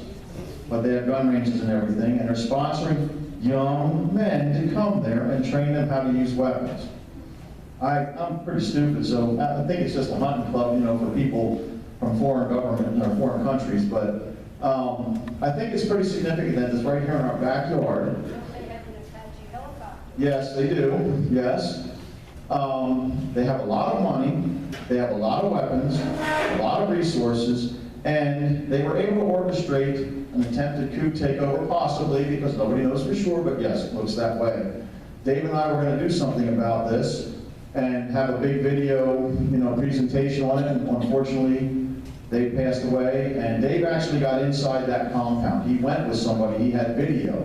He went as an HVAC mechanic's apprentice. So he wore a suit and everything, went in there, and he carried a covert camera. And everywhere they went, they checked their toolbox, took them in a room, watched them as they're working. Now, he had a little lapel thing or something that he was videotaping this, so they're pretty secretive. Am I stupid thinking that maybe there's something going on, or are they just like real private people? They're right here in our backyard, and again, I get back to this thing. They haven't scratched the surface yet of what's going to happen in this country. I truly believe, truly, honestly believe, mark my words, something more major is going to happen. How soon do you think it'll be when they go into a school and kill a bunch of kids? I mean, just think of the possibilities. I had said this years ago that something was going to happen, and we saw it, but anyways, that's right in our backyards. Folks, we really need to wake up. Step up. Actually, the perpetrator of the coup in Turkey is exiled from Turkey. He was one of their big officials, and he's exiled, and he's living in the Poconos, and he orchestrated this coup from the Poconos, from probably that compound. That's where it came from. Yeah. Well, Apache helicopters and stuff for a hunting club? Yeah, gotta be a little scary. I just wanted to say the Reading Fair is coming up, and I think it's the first or second week in August. We need some help there for the GOP to try to recruit some Democrats to become Republicans and to help Donald Trump. He is our GOP candidate, so we do have to support him. We don't want Hillary, so. Just think of the alternative. That's right. Hillary or Trump. Everybody says, well, I'm not going to vote for him because he's not my candidate. Well, then not voting for him, you might as well just vote for, ask for Hillary.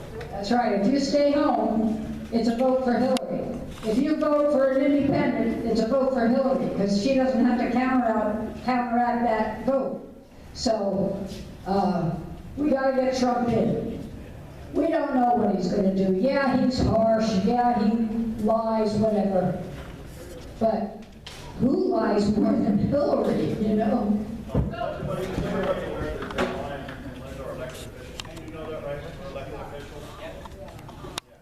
The state officials. Folks, what you just heard was their personal opinions. I'm here to give a disclaimer. We are a nonpartisan organization. We welcome all parties. Please understand that. This is true, but I can stay as a person where my preferences fall. Anyways, we'd like to close this meeting in prayer. Could you join me in prayer? Gracious Heavenly Father, we do thank you and praise you for this time we've had together. We thank you for Gary coming and giving his presentation, and just pray that everybody glean something from it and take it home and use it, and use that knowledge and spread it to others. And Father, we just want to remember our friend Jake. We don't know what's going to happen. You're in control, and we just pray that you would give him mercies and that this serious situation could turn around. And we just thank you, Father, that you're in control of all things. It's in Jesus' name we pray. Amen.